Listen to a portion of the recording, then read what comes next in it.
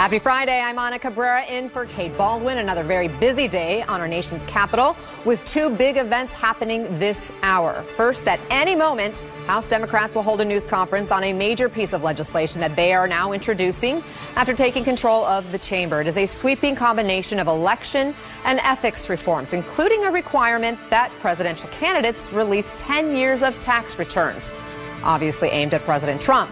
And moments from now, in the Situation Room, the shutdown showdown takes center stage again. President Trump holding a meeting with leaders of the new Congress, including Nancy Pelosi, now the Speaker of the House. It comes on day 14 of the government shutdown, and neither side willing to budge. The president's made it clear. We're here to make a deal, but it's a deal that's going to result in achieving real gains on border security, and you have no border security without a wall. We will have no deal without a wall. Anyway. We're not doing a wall. Does anybody have any doubt about we're not doing a wall? So that's it. Are you worried about backlash? Are you worried about backlash? No, it has nothing to do with politics. It has to do with the wall is an immorality between countries. It's an old way of thinking. Meantime, some signs of cracks in the GOP's public support for President Trump's hardline stance on the wall. We are covering all the angles. CNN's Jessica Dean is at the White House, and CNN congressional reporter Lauren Fox is on Capitol Hill. First to you, Jessica, what can we expect with round two of congressional leaders and the president at the White House today? Well, hi to you, Anna. We are expecting them here at 11:30. And I think what you heard just that you played just a moment ago pretty much sums it up. We're not expecting a lot of progress. At this point, nothing indicates that anyone is willing to budge. Nancy Pelosi and the Democrats saying there is no wall. It's not happening. President Trump and the White House and the Republicans around him saying without a wall, there's no deal. So you can see they're no closer than they were several days ago. Again, today's meeting, like Wednesday's, is taking place in the Situation Room. The White House is really trying to frame this as a national border security emergency. They really want to add that gravitas. The Democrats simply not buying that. They're saying that this is just about getting that $5 billion, that this is just a show to get that $5 billion. But again, Anna, there's no hope on either side, at least right now, that any significant progress is going to be made. And as you mentioned, some Republicans, Gardner and Susan Collins, both, will be up in 2020. We're saying they're starting to break rank. Now, at this point, that doesn't indicate that President Trump's going to do anything differently. But for Democrats, they think that means their strategy is working. So, again, no indication that we're going to have any progress forward, at least right now. Okay, Jessica, stand by. Lauren, I want to talk more about this pair of Senate Republicans who are now breaking with the president on his insistence for the border wall to end the shutdown. What can you tell us? Well, Anna, these are two Republicans who don't always go along with President Donald Trump. I want to start with Senator Cory Gardner. He's a Republican from Colorado who is up for re-election in 2020. Here's what he had to say about how he thinks the government shutdown should be resolved. I don't think shutting down the government is the right way to do this. So let's fund the border. Let's fund border security. But let's do so while making sure that the government is operating for the people of this country. And Senator Susan Collins, a Republican from Maine, she's a slightly different story here. She is someone who has been at the center of negotiating the ends of government shutdowns. Many of them I've covered up here on Capitol Hill. But the problem is that many of these senators say, we can get in a room, we can get Republicans and Democrats together. We can come up with a solution, perhaps. That's what they were doing with the government funding bill that just went through the beginning of February. But if the president isn't willing to sign it, it goes nowhere. So Senator Susan Collins, of course, wants to pass those Senate appropriations bills that Republicans and Democrats have already negotiated on. But if the president isn't going to sign them, may not be much use in putting those on the Senate floor. And Mitch McConnell has indicated he will not do so. In fact, he's saying, I'm going to sit back. We're going to let the president and the Democrats talk to each other. I'm staying out of it. Jessica Dean, Lauren Fox, thank you both. Joining us now with their insights, Mark Preston, CNN senior political analyst, and Eliana Johnson, CNN political analyst and White House reporter at Politico. So, Mark, Republican senators breaking with President Trump, pushing to pass this spending bill to reopen the government that the House just passed last night. You heard from Cory Gardner and Susan Collins essentially saying we've already previously agreed to the bills the House passed. In her words, there's no reason why the bills should be held hostage to this debate over border security. How big of a deal is this? Well, it's a big deal in the sense that we're starting to see cracks so early on in the new Congress in this fight for the government reopening and the government funding. But let's put it in context as well. Susan Collins is up for re-election. It's very difficult for her to go home and explain to her constituents in Maine why the government is shut down. It's very hard for me to sit here and try to explain to you why the government is shut down, other than we're seeing political gamemanship on both sides. Same thing with Cory Gardner. Cory Gardner knows a little thing about winning and losing elections. He oversaw the re-election efforts for the National Republican Senatorial Committee. So seeing those cracks is significant, because the question is who will follow their lead, and could we see freshman senators such as Mitt Romney follow their lead? Could we see Lisa Murkowski follow their lead? That's when it becomes a very big issue for President Trump. I mean, it really does. But right now, there's only two, so that's why we're seeing the likes of Mitch McConnell take a step back and say, basically, I don't have a role in these negotiations. Nancy Pelosi, Chuck Schumer, and President Trump need to figure this out. Eliana, is there any sign that the president is starting to reconsider his stance? You know, it's a great question. I think we saw the first signs of it last night when we heard Sean Hannity on Fox News indicate that the president would be open to making a trade involving the DACA youth who were brought here as children illegally for border funding. Now, that's a trade that Democrats wanted to make over a year ago, but that they are rejecting now. But it does indicate that the president is open to some sort of compromise on this, and it's the first crack we've seen from him. Whether Democrats are open to it is an entirely different question at this point. As you mentioned, Mark, Senate Majority Leader Mitch McConnell has said for days he won't bring something up for a vote that the president won't sign. How much pressure does this put on McConnell? Well, I mean, right now it's starting to put pressure on McConnell, but Mitch McConnell is someone who's been a survivor. He's been around for a very long time, and he's not going to take that pressure in fold unless he thinks it is for the best for the Senate Republican Conference. That is his job, and people need to realize that, and it has always been his job. He is going to try to watch out for what's in the best interest of the majority of his Senate Republicans. So right now, pressure is building, but that's why he's trying to separate himself from this fight. He doesn't want to put any of these vulnerable senators in difficult voting positions to send a bill to President Trump so he can just turn around and veto it. That's a terrible thing for some of these senators who are going to up for re-election in 2020, these Republican senators. Eliana, with Sean Hannity, somebody who the president listens to very closely, saying, well, maybe there's a deal to be had on DACA and the Dreamers in exchange for the funding for the border wall. And now we hear from Lindsey Graham saying much of the same thing. John Cornyn saying he wouldn't rule that out. Is that going to happen? Will they be forced to broaden the deal rather than narrow it? Look, I think that's a deal that many Republican senators would be open to. The question about that deal, I think, is with Democrats who wanted to do it a year ago, but have since said that they are no longer open to it. This is a really tricky shutdown, I think, because the border wall is now an issue that revs up both the Democratic base and the Republican base. The Democrats have turned this into an issue that they say they're morally opposed to this wall. They're not going to give into it. And people like Sean Hannity and Rush Limbaugh are revving up the Republican base and urging the president not to cave in on it. I think a deal could be made, but I think you've got to look to people like Nancy Pelosi and Chuck Schumer to see if they're open to this now, or whether they think that that would be too much of a concession to make at this point. Today on the agenda for House Democrats, a bill to protect Robert Mueller. Also, the For the People Act. This is a broad sweeping act, requires presidential candidates to release 10 years of tax returns, among other items in this bill. They're both unlikely to pass the Senate, obviously. But what message does it send to President Trump, Mark? Well, I mean, clearly, we're coming after you. And we're going to do it in multiple ways. Now, this is very much a symbolic thing that they're doing. It's going to pass the House of Representatives. They ran on it. It's going to go over to the Senate. It's going to be dead in the Senate. But they're putting a marker down. Because really, one of the most devastating things that could happen to President Trump, and may happen to President Trump, is that you have Democrats in charge of all these oversight committees, including Richard Neal from Springfield, Massachusetts. And he oversees the Ways and Means Committee. He may be able to get Donald Trump's personal taxes, which Democrats have been trying to get for 2 or 3 years right now. That is when Donald Trump will lose his mind. I want you both to listen to newly sworn-in Congresswoman Rashida Tlaib at a celebration last night. And when your son looks at you and says, Mama, look, you won, bullies don't win. And I said, baby, they don't, because we're going to go in there, we're going to impeach the motherfucker. She's not backing down this morning. She is unapologetic. Here's how Nancy Pelosi is responding.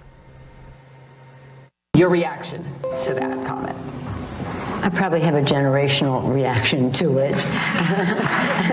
But in any event, I'm not in the censorship business.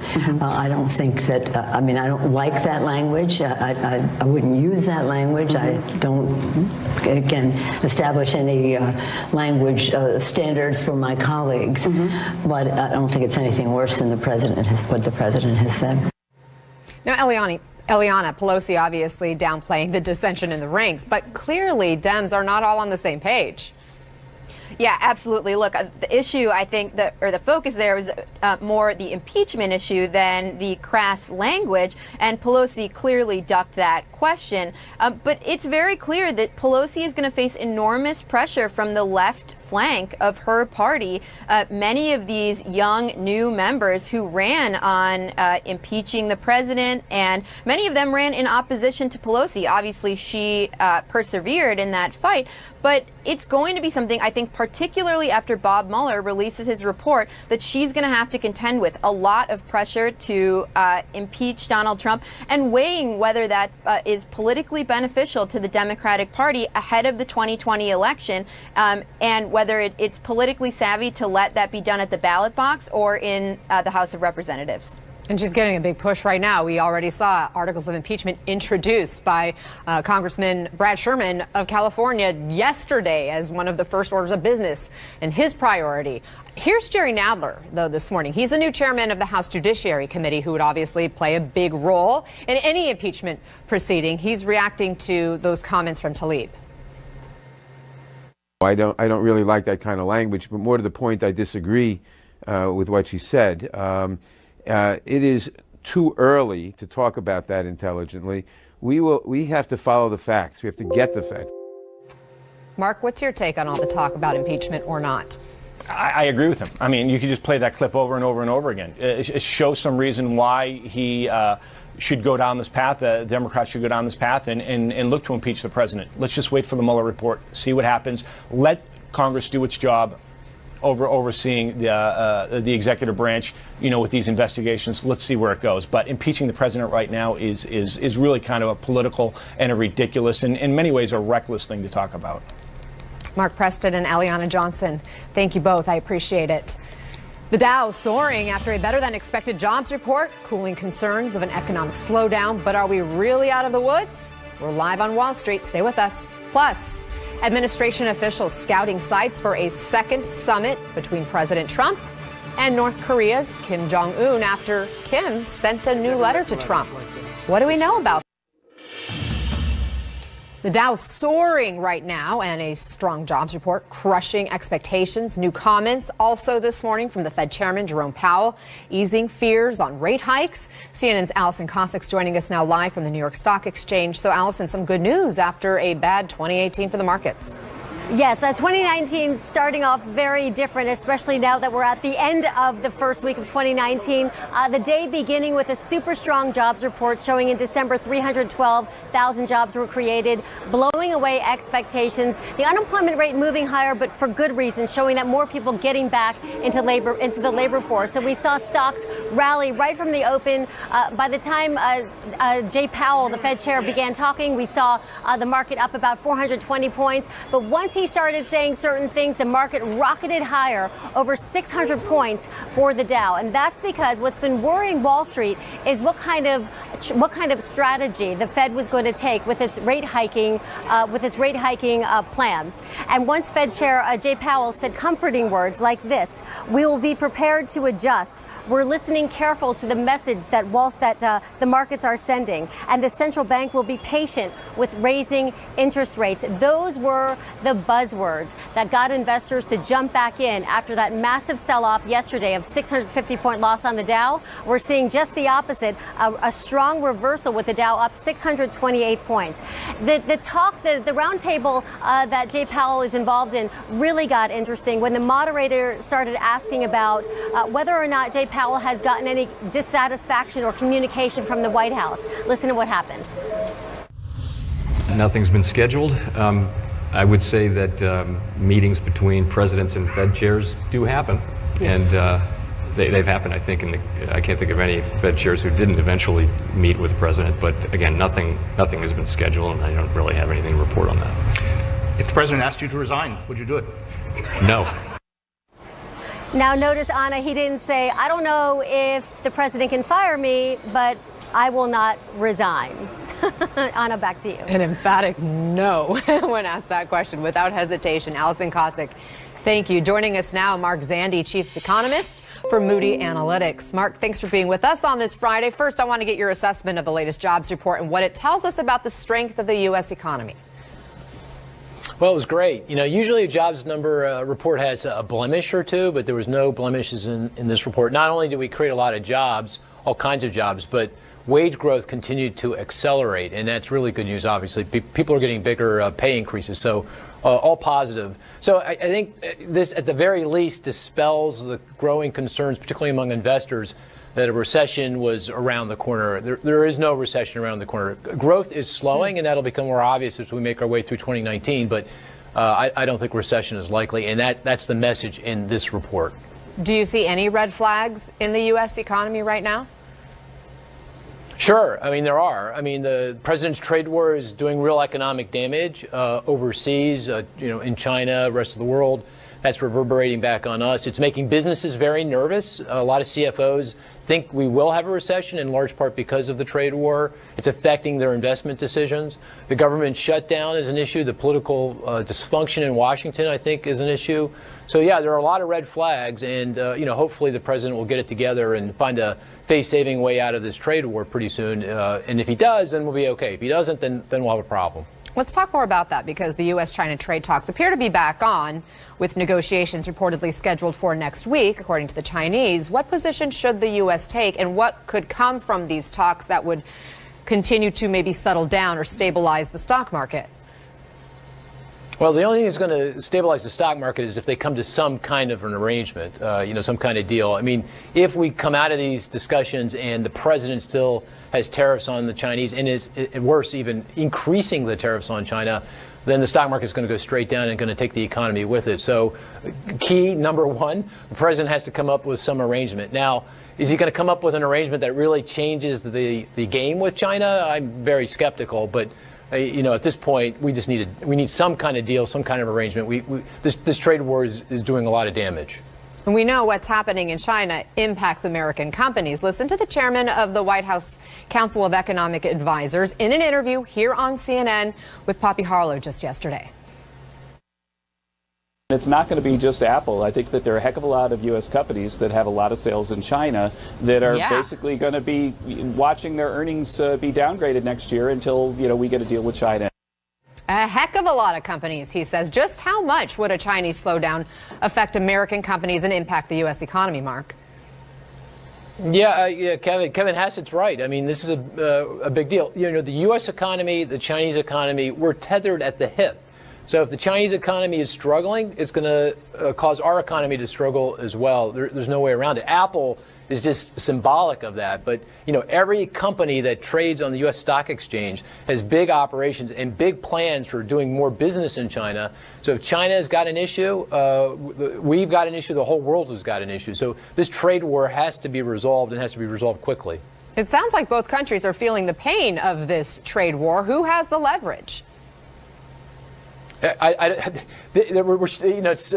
self-inflicted wounds on both sides. No one has leverage here. That it's doing damage to both our houses, and so that hopefully means that the president and President Xi are going to come to terms. Because if they don't, then it means that we're going to have problems, all over the planet. So I think no one has leverage here. The leverage is getting an arrangement done. Apple taking a lot of heat this week, plunging in value. One business reporter put it, Apple's value has declined so much in the past few months, it is the equivalent of losing a Facebook or almost any other U.S. company. How much trouble does this spell for Apple? Well, in my sense, I'll take Tim Cook, the CEO of Apple, at face value when he says the problem that Apple has is the sales in China. So if you look at their overall global sales, looks fine. It's really the Chinese sales that are really struggling. So my sense is that if we are able to resolve the trade war and that fades away as an issue, sales rebound in China, Apple will be just fine. I mean, it is the iconic American company. It wasn't too long ago, it was the highest market cap company in the world. And so it's doing a lot of things right. And I think it's just as long as, we don't mess things up for American businesses are going to do just fine, including Apple. We'll end on that high note. Thank you, Mark Zandi, for being with us. Thank you. All eyes on the White House right now. Congressional leaders set to meet with the president in the Situation Room in any moment as they battle over that border wall. Stay with us. Starting any moment now in the Situation Room, a second meeting between the president and congressional leaders. Senate Majority Leader Mitch McConnell, in fact, spotted just moments ago arriving at the White House. The question is, will this move the conversation forward? Will it spark a deal to end the government shutdown? The president and top Democrats so far are digging in their heels over the border wall. But there are some signs that some Republicans are growing weary of the shutdown standoff as the nearly 800,000 government workers impacted by this shutdown continue to suffer. Here's CNN's Suzanne Malveaux. Suzanne. Good morning, Anna. As the president has pledged to resolve to keep the partial government shutdown going as long as it takes to get his border wall, the hundreds of thousands of federal workers not working or not getting paid are beginning to feel the pain. From correction officers, TSA agents, custodians, scientists, and even immigration officials. Ryan Baugh and his furloughed friends spend their unplanned time away from work volunteering. Oh, but really, I did find a volunteer thing we could do tomorrow morning if you're interested. Thursday, Ryan spent 3 hours giving blood platelets. Friday, he'll pick up trash at the National Mall. And while he's being productive with his newfound freedom, he says he still feels held hostage by the shutdown. Let us work without having anxiety over our next grocery bill for those who are working without pay right now and whose leave was canceled over the holidays. Andrea Popelka is one of those with a choice between groceries and utilities. All those things are already pre-budgeted. So when something like this happens and you're not going to get your next check, it's like, okay, well, what do I do? Overall, 380,000 workers are furloughed, another 420,000 working without pay. But in a way, they could be the lucky ones. Traditionally, Congress grants back pay to those federal employees. Though not guaranteed for anyone, back pay is even less likely for federal contractors and the companies they work for, who might not get any money at all. It would put small businesses out of business if it continues much longer. David Berteau, who represents federal contractors, says some businesses are still paying employees without getting paid by the government. He says the biggest impact for so many is the uncertainty. When is this going to be over? Am I going to be made whole at the end of it? Will anybody care about the work I do that matters so much to me? It's a question some federal workers were asking even before the shutdown. Author Michael Lewis's latest book, The Fifth Risk, looks at how President Trump's election impacted agencies across the government. All they get is slandered and abused. And yet we expect them to perform these critical missions in the society. Lewis says the president just doesn't understand what federal employees do. I will shut down the government. Okay, absolutely. fair enough. And I am disagree. proud, and I'll tell you what, I am proud to shut down the government for border security. Last week, President Trump canceled federal employee pay raises for 2019 and claimed without evidence that, quote, most of the people not getting paid are Democrats. Ryan, who refuses to get into the political mud, worries he may miss his opportunity to buy a house of his own. When people in leadership positions publicly surmise about how the pain of 1 million federal workers and their families is going to tip the scale of the debate one way or the other, that represents a lack of moral leadership. And ironically, while the president is fighting with lawmakers over his push to build a border wall, the partial government shutdown is interfering with his administration's immigration agenda, as Border Patrol agents and border protection officers are forced to continue working without pay, immigration judges are furloughed, and some immigration asylum cases are now put on hold. Anna?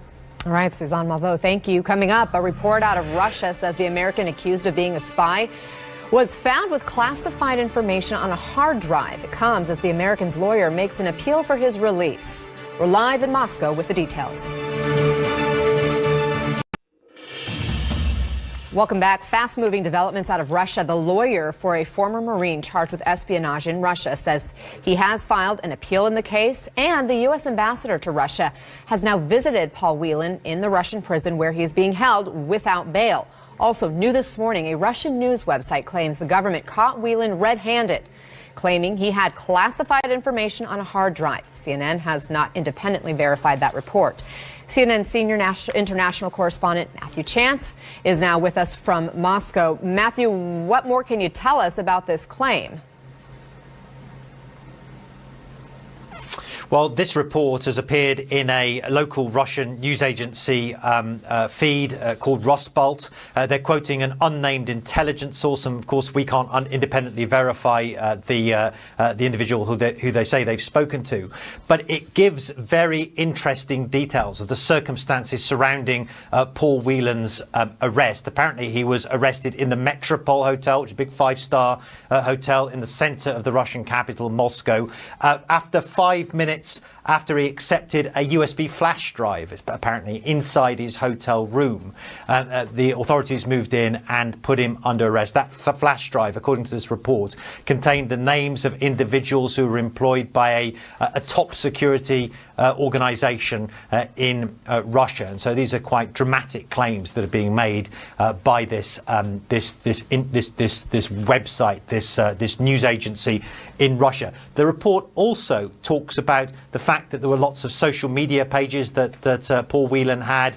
Many of those Russians on those pages, the report says, had previously been pointed out and vetted, first of all, by US intelligence. And then it was up to Paul Whelan, as the implication, to make friends with them online and trying to extract some information from them. Again, we can't verify that information, and it may be that the intelligence source quoted has an interest in building up this kind of narrative around the case. But nevertheless, it underlines just how much trouble, just how serious these charges now of espionage are against this American citizen. And it just really increases the level of mystery here. Matthew, what else can you tell us about the prison where Whelan is being held? Oh, well, it's called Lefortovo prison. It's an infamous institution here in the Russian capital. It's in a suburb of the same name. It was previously a KGB prison where many people were held during the darkest days of the Soviet Union. It's now a federal Russian prison, of course, and we've spoken to the lawyer who's been assigned to Paul Whelan. He's a Russian defense lawyer. He's visited Paul Whelan in that prison and told us that basically the conditions are pretty good at the moment. He's cheerful, the mood, he's not depressed. These are the words of the Russian defense attorney. He said he was lacking in some basic kind of sanitary items like razors and toothpaste and clean underwear and things like that, but the lawyer says that's being sorted out. But nevertheless, this is the location where Paul Whelan is being held and where he's receiving various consular visits as well. Anna. All right, Matthew Chance in Moscow. Thanks for that update. Breaking news now. President Trump apparently wanting the last word on the shutdown today at the White House. He, of course, is supposed to be meeting right now with congressional leaders on this issue. CNN senior White House correspondent Jeff Zeleny is in D.C. now with more details. What are you learning, Jeff? Anna, we are learning from the White House that they are making plans for there to be a Rose Garden event or announcement of some type this afternoon after that meeting with congressional leaders, which is happening in the Situation Room of the White House. I am told by White House officials that President Trump wants to have the last word, if you will, on the meeting, which is not expected to resolve this ongoing government shutdown, but it is expecting to frame the debate going forward. So you'll remember, of course, President Trump came into the White House briefing room yesterday afternoon, flanked by Border Patrol officials, but did not answer any questions, did not talk about the government workers who are not getting their paid checks. So the White House is planning a bit of a redo, if you will, for the president to talk about this shutdown, to try and frame the debate in this shutdown. There are many people across Washington, Republicans leading the charge, who believe that the president has not done a good enough job articulating his position on this and showing empathy for those workers. So look for the president to do some type of Rose Garden event this afternoon with the media. Of course, all this could change depending on what happens in that meeting in the Situation Room. But right now, the White House wants to elevate the president's position on this. But Anna, the most important part, optics aside, there are are no signs of a breakthrough over the wall. So that meeting now happening in the Situation Room, also for optics largely, no real reason to have a meeting like this in the Situation Room. But that is underway now with House Speaker Nancy Pelosi, Senate Democratic leader Chuck Schumer, and other congressional leaders. Anna. And Jeff, as I understand it, Nancy Pelosi and Chuck Schumer also plan to address the media following this briefing. So the idea would be for the president to then follow them after their remarks. Again, the last word idea. Do we know if he's planning to take questions this time? We don't know. That obviously is always up to the president to see if he will take questions or not. One White House official I was speaking to said that the expectation is that the president would take questions on this. He, of course, has taken questions over the last several days at different points about the shutdown. He didn't yesterday, which was odd considering that he came into the White House press briefing room. But the expectation is he would take questions. But that, of course, Anna, is always up to him if he will or not. But the question here is, or the point here is, this is all being planned again. Much more optics being planned than it seems, at least, finding a pathway to end this shutdown. Anna? We shall see. Jeff Zeleny in Washington, thanks. Flu cases are on the rise across the country. Perhaps you have a Kleenex right next to you. We have certainly been sneezing here, cold flu season, but it's even more serious. Some people are now dying. The new numbers from the CDC and how you can protect yourself next.